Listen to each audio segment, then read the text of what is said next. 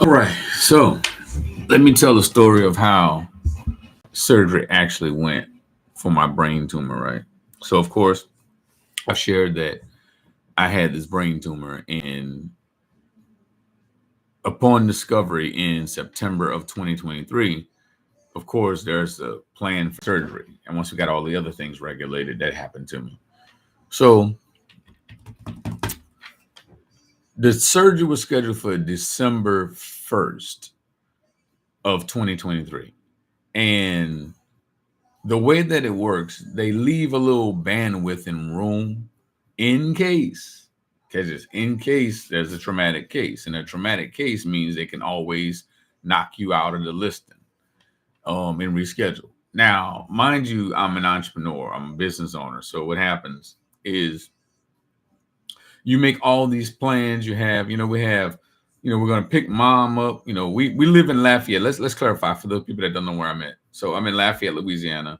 The surgeon in Shreveport, that's about 3 hours away from where I'm located at. So what we have to do is we have to take and organize things. I'm an entrepreneur. We have kids, school's happening, a lot is going on.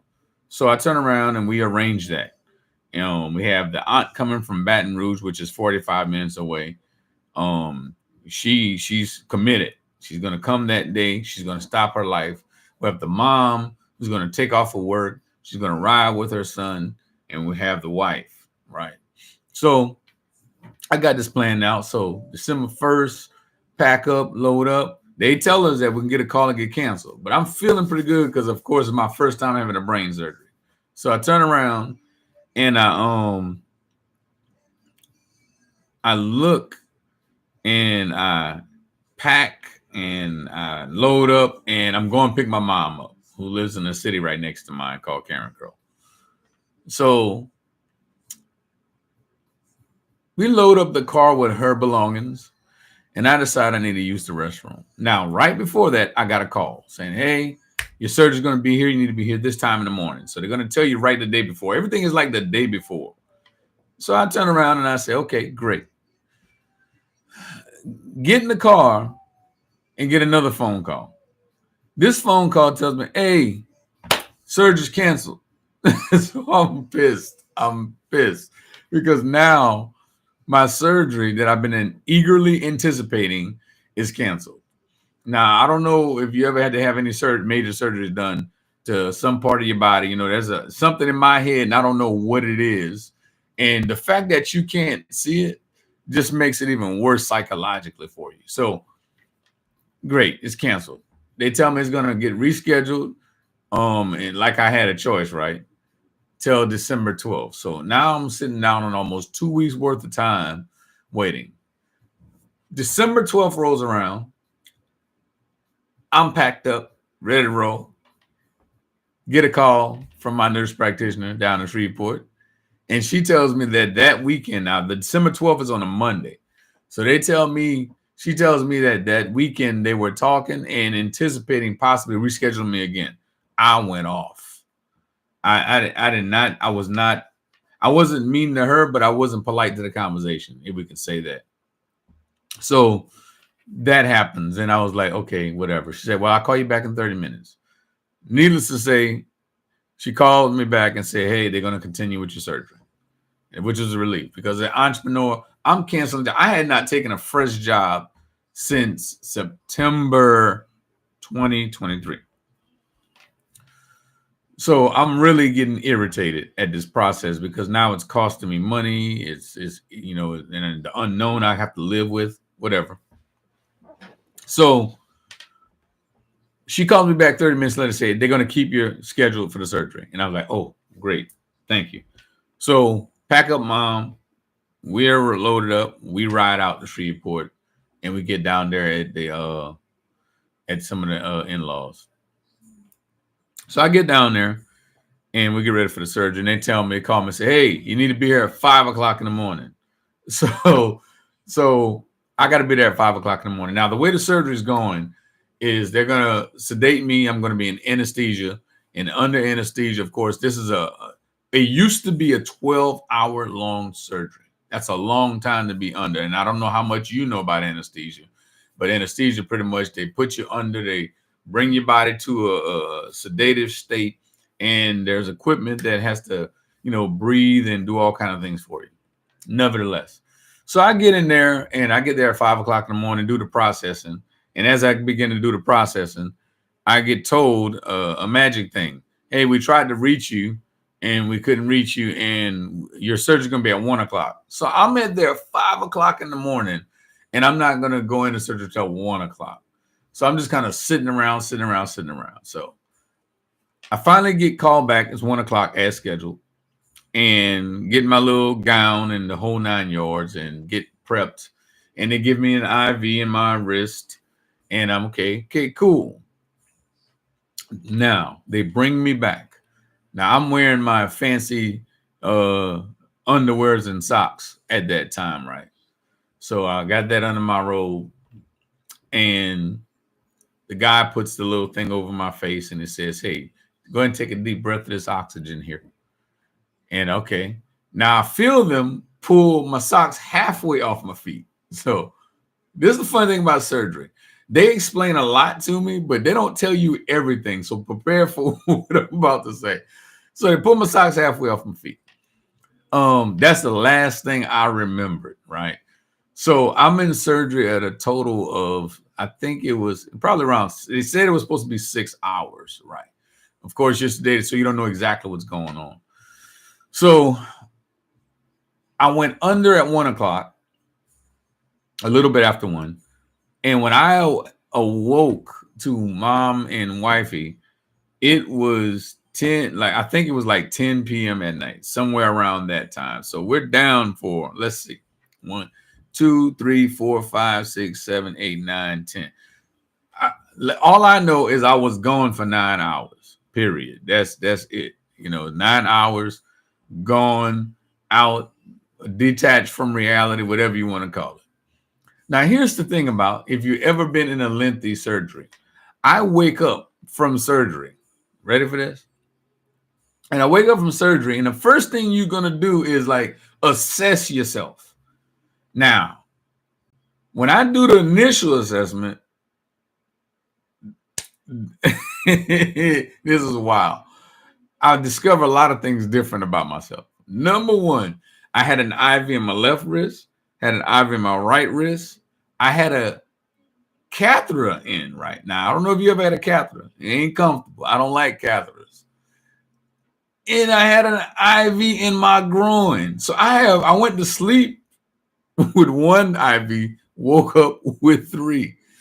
But in particular, in my groin. So if you ever woke up from like a major surgery, you have a lot of questions that's in your head. You're like, what's happened to me? So that's just part of it. So I mentioned the 3 IVs I woke up with. Wake up with a catheter. They could have told me they was gonna stick something in my pee-pee. And I have this grit on my head. And I had the staple in my head with a little bandage on it. It was like loosely put. It wasn't like glued to my head. It was just on there. And then I'm feeling this grit. I'm feeling like sore in the back of my head. So I have all these questions about what happened to me. And on top of all this, I have all these little micro needle pin marks in my hand, my arm, just all over my body. So I'm really questioning like what happened to me while I was out. What did y'all do to me? Thank you for digging this tumor out of my head, which I'll explain to you what type of tumor it was. Out of my head, but why didn't y'all tell me all this stuff that was about to happen to me? It was quite a few things that I was not told. And to wake up to it, confused. So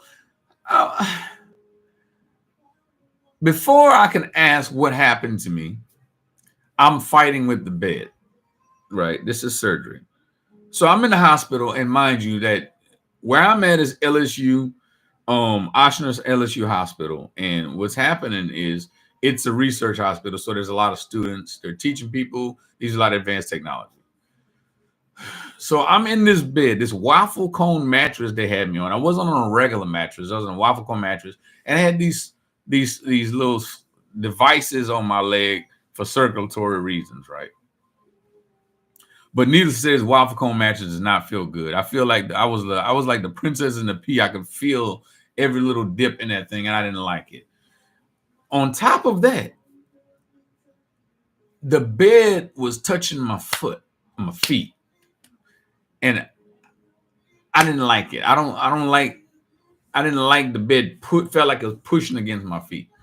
So coming out of the surgery, my right side is pretty weak.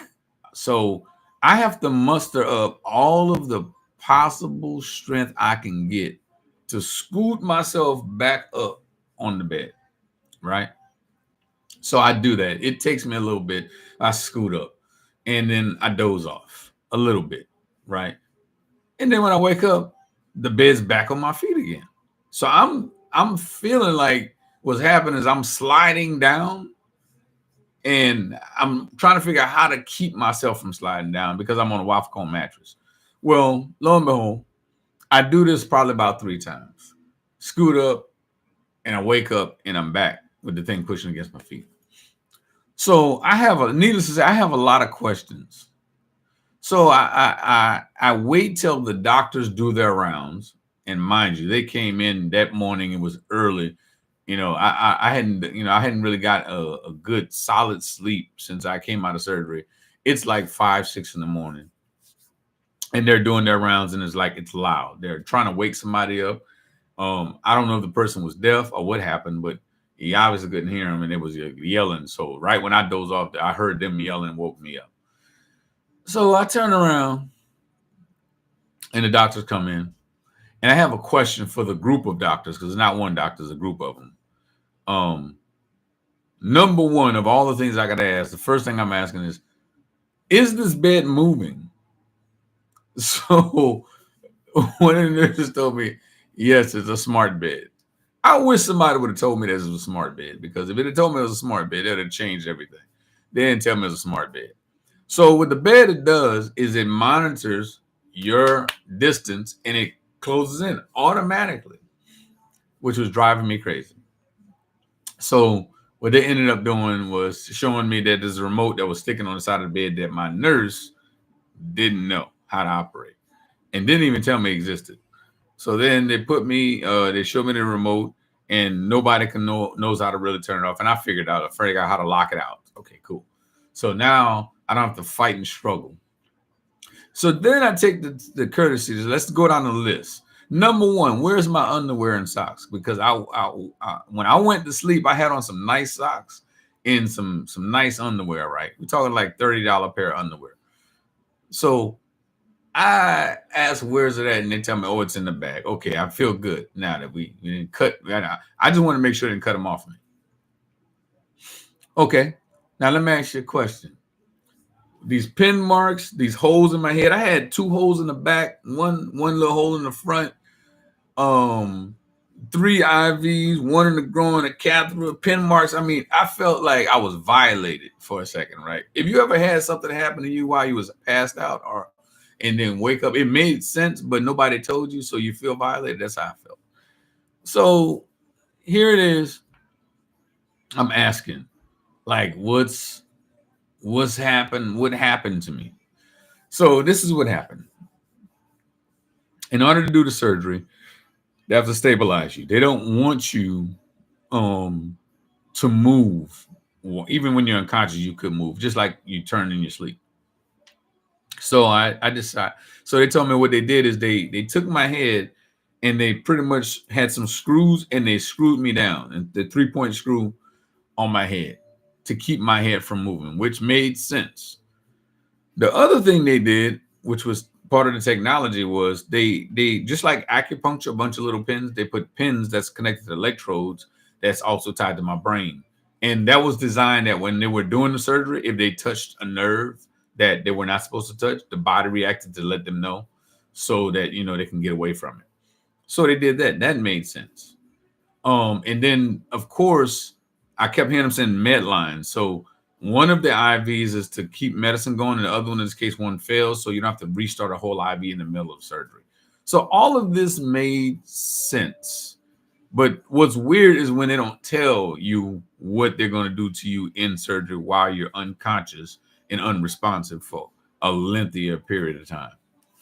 So all of that was done to me to ensure that I was stabilized during the surgery, and they were able to remove the surgery. So basically what they do is they cut the skull open, remove the section of skull, and what they had done was a scan. And in the scan, they do a 3D scan, and what that does is it allows them to know exactly where they need to go. So it's a real-time 3D scan, and they're not trying to figure out. Back in the days, they bust your skull open, and then from there they start digging and prodding. They look for the tumor, they find it, and they do what they got to do. But in this case, nowadays they scan it, and it reduces the time from like 12 hours to 6 hours, supposedly, however long it took.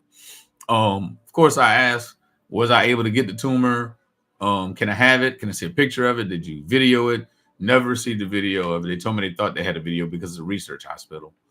But find out that the tumor that was once mine is no longer mine because what they do, just for a surety, they take the tumor and they slice it up into small pieces and send off to these different labs to test it to make sure it was nothing significant that was wrong. It wasn't cancerous or anything, because my tumor was benign. It's called a schwannoma.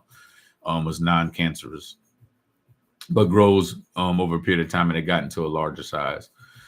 So that was the deal with the tumor, and once they removed the tumor, they cauterize everything, and then you got a little fluid in your brain, susceptible amount that kind of provides cushion. And then I ended up with this long scar. You probably won't be able to see it now. It's kind of healed for the most part. From it's roughly 3 to 4 inches long in the back of my head. That when you have a brain surgery, you have the need to keep touching it over and over and over again. So I had these stitches in my head, all the way down, so I look like a little Frankenstein.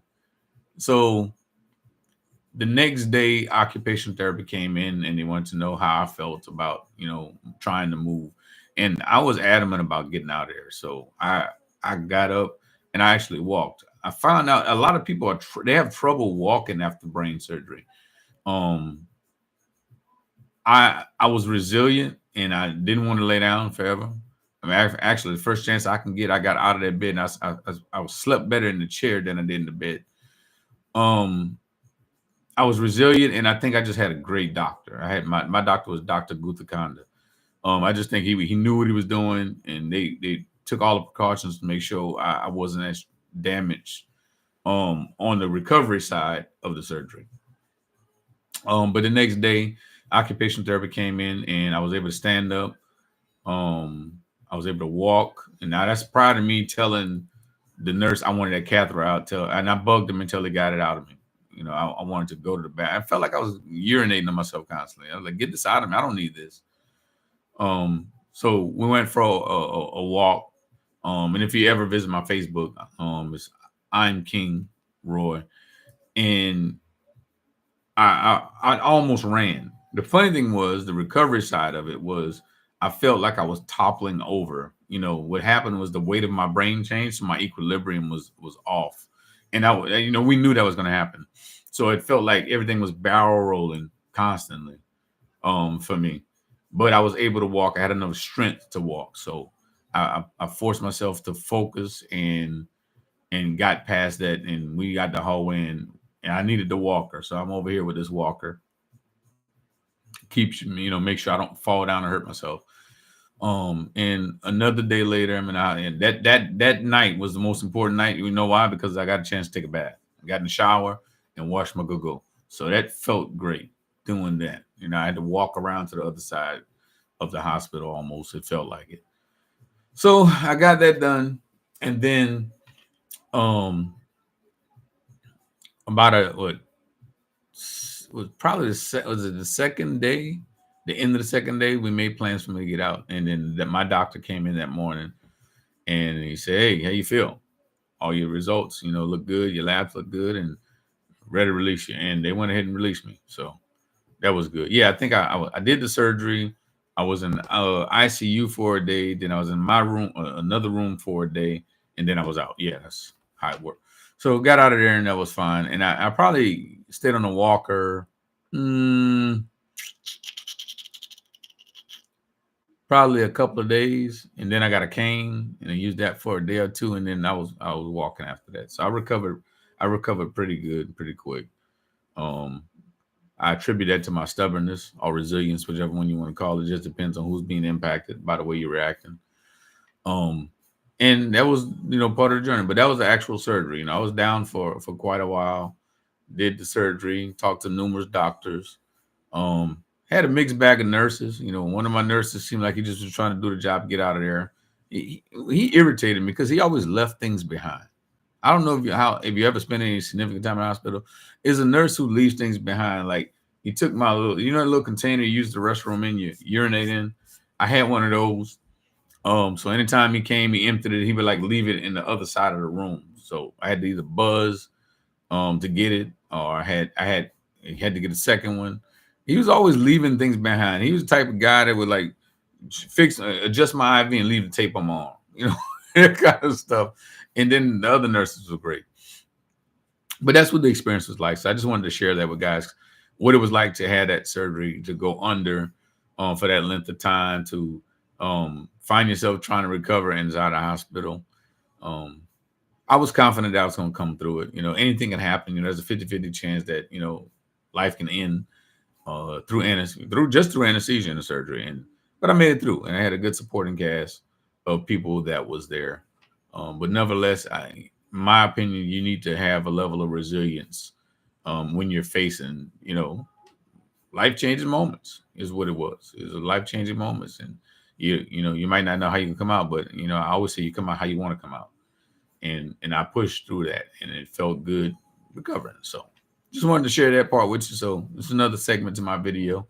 And you'll be getting more information. There's more to it, the recovery side of it. I'm going to talk about some mental health stuff that you deal with, medication, recovery, and all that stuff. But nevertheless, I don't want to overload you right now. So that's what it was like going through surgery.